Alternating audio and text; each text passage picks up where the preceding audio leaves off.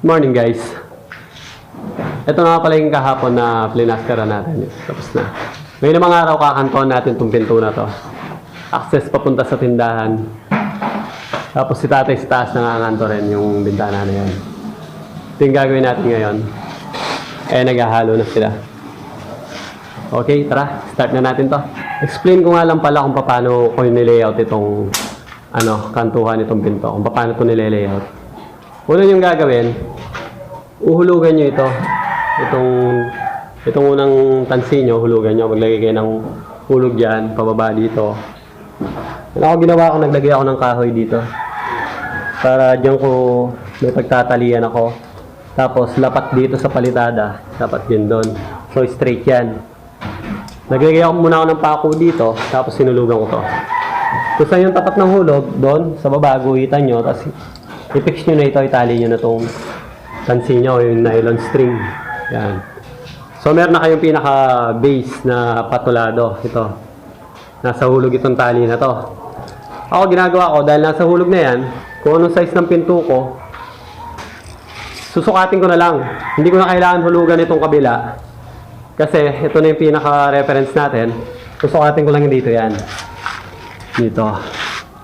Magmula rito, halimbawa, itong sa akin is 73 cm. Ayan, kita nyo? 73. Binuhitan ko na yung sa kahoy. Susukat ka rin mula dito, hanggang doon, 73 din. So, nasa hulog na rin to kasi yung pinagkuhanan nyo na sukat, nasa hulog. E di, okay na itong dalawang to. Kasi itong overhead, ginamit ko lang dito is bar level lang. Binar level ko, tapos ginuhitan ko magkabila. Nilagyan ko ng pako. Nilagay ko yung tansi natin. Tapos, dito sa side, patawid dun sa kabila, binar level ko uli yan, pinuhitan, ganun din dito, papunta sa kabila, may bar level yan, pinuhitan, nilagyan ko ng pako, tapos, nilagay ko tong, tansi. Tapos, ito na naman. Paano ilalagay itong katapat ng mga tansi na to?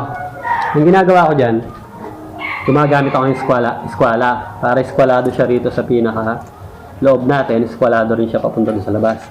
Ayan, tingnan nyo yung eskwala. Dinikit ko siya dito. Pwede rin tansi gamitin nyo rito kahit hindi kahoy.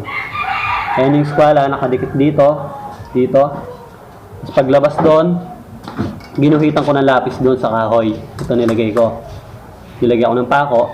So, eskwalado itong side na to. Eskwalado to. Nilagay ko to, hinulugan ko ulit to. Itong labas, nasa hulog na yan. And then, sumukat ako doon ng 73 uli. Papunta doon. Ibig sabihin, eskwalado na rin ito. Dahil kumuha ako dun sa naka-eskwala. Bali, ganyan lang. Matansiyan, paikot hanggang taas. Bibildapan lang to ng halo, bibildapan yan. Sa gilid, bibildapan yan. Tapos, babarahin. Tatabasin mo siya gamit yung kutsara. Ito yung pinaka-basihan mo, itong mga tansi na susundan mo. Hindi lang siya dapat sayad. Yan. Bibildapan lang yan, bibildapan. Pagkatsagaan lang, bibildapan yan. Hanggang makuha mo yung tamang kapal. Ganun lang yon. Okay, isa na natin to.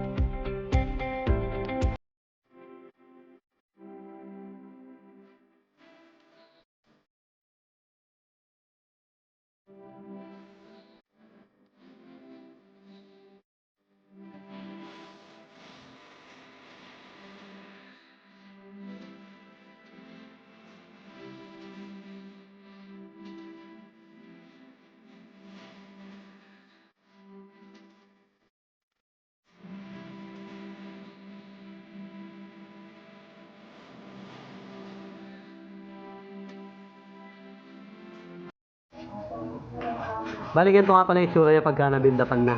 Yan, kumapal na siya. Malapit na siya dito sa tansi natin. Tapos, dito, ang gagawin nyo sa side, bubulihin nyo lang siya ng rodelang kahoy o kaya ng ito, rubber float. Bubulihin nyo yan dito. Para mag-flat siya dito sa pader. Bulihin nyo yan. Sa baba, hindi pa. Lakas yung tagawak ng camera kaya ganyan lang. Bulihin nyo yan. Tubigan nyo, tapos bulihan. Tapos dito naman, sa side, pwede rin ganito. Kuha kayo ng tuwid na pambara, tulad nito, bakal. Nakikita nyo naman yung ano nyo, tansi nyo. Yan. Tatapat nyo lang ng ganyan. Tapos ikakat nyo ng tsara. Ganito. Kunyari, nandun yung pambara nyo, kakat nyo yan. Ganun din dito. Yan. Ito, ididikit nyo yan. Ito yung tansi nyo, ididikit nyo rito. Tapos, habang hawak nyo yung pambara nyo, ikakat nyo, itatabasin nyo. Sinusundan nyo itong tansi nyo. Basta hindi na siya sasayad. Yan lang gagawin nyo hanggang sa ibaba. Tapos, bubulihin ng rubber float. Yan, ganun lang. Side, harap, ganun din sa taas. Yan.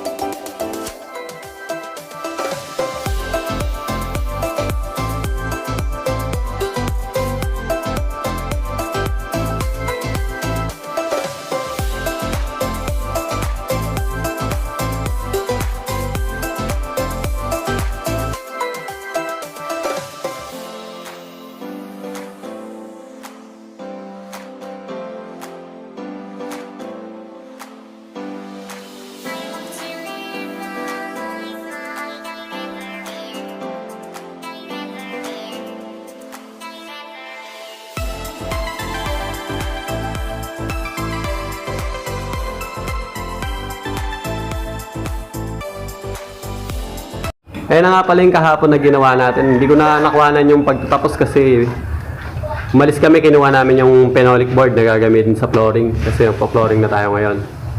Bali ganito lang siya.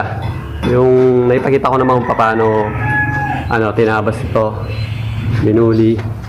Yan, bali ganyan siya. Ito yung tanse na nakita nyo. Yan o. Meron siyang allowance, hindi siya dikit na dikit. Hindi siya sayad. Yan.